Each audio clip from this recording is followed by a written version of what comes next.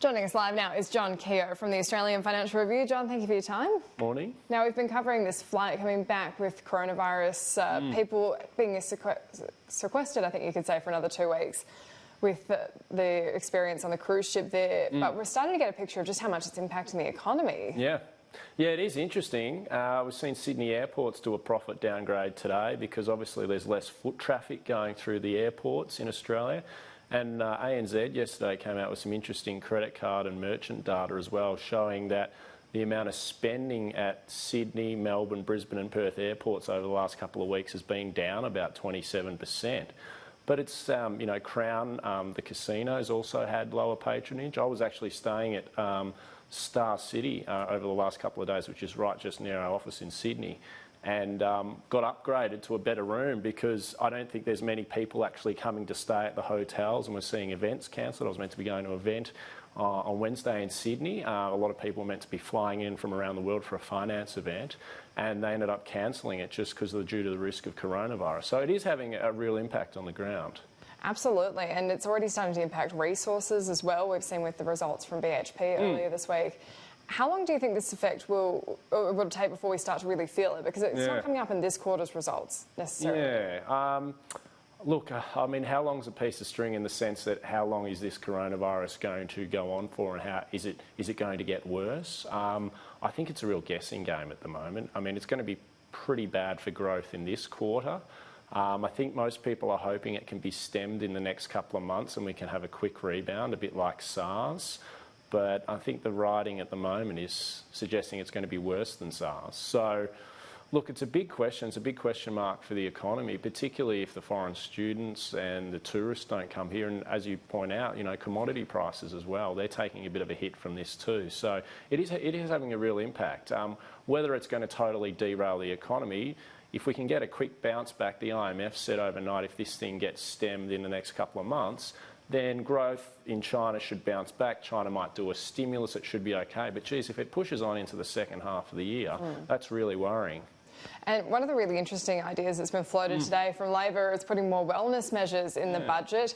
I know Bhutan, I think it is, measures their national wealth, the GDP, by gross domestic happiness. Yeah. Do you think we'd necessarily be in surplus if we started measuring Australians' happiness? Maybe. I don't know. How happy are people at the moment? I get the sense probably after this long summer we've had with bushfires and coronavirus, people are probably a little bit grumpy. But yeah, it's an interesting idea that Jim Chalmers has put forward.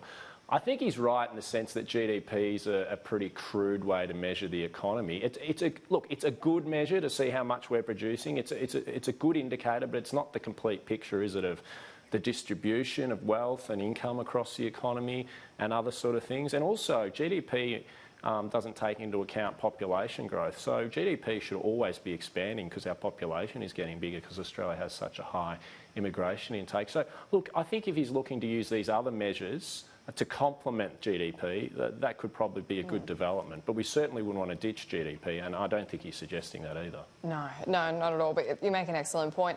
Just finally, you're a former US correspondent.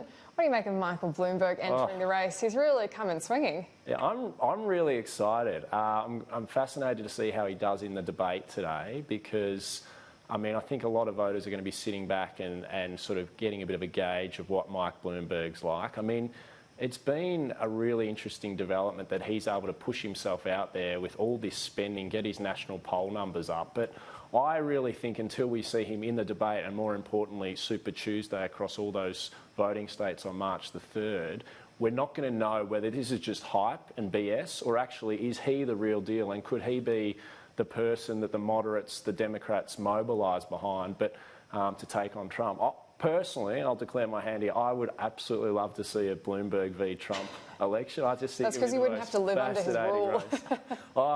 Look, I think he's the sort of centrist, sensible leader that America needs. Now, there'll be a lot of people, conservative Republicans, who wouldn't vote for him, and maybe he's too moderate for the left wing of the Democratic Party base. But, I mean, he's got a good track record of governing as New York mayor, successful businessman, pretty centrist and sensible on policy. He's sort of socially progressive, but economically, economically conservative. Republican, Democrat, Democrat. He has switched a bit of times. Stop and true. frisk, because if you're going to call yourself a libertarian, that's a pretty awful encroachment on rights of, in particular, black Americans. As someone pointed out to me, though, and I'm not justifying the stop and frisk, but New York is a lot safer these days, and a lot of people attribute that to what Mike Bloomberg did, and not just around the stop and frisk policy, but just generally around New York reforming the city.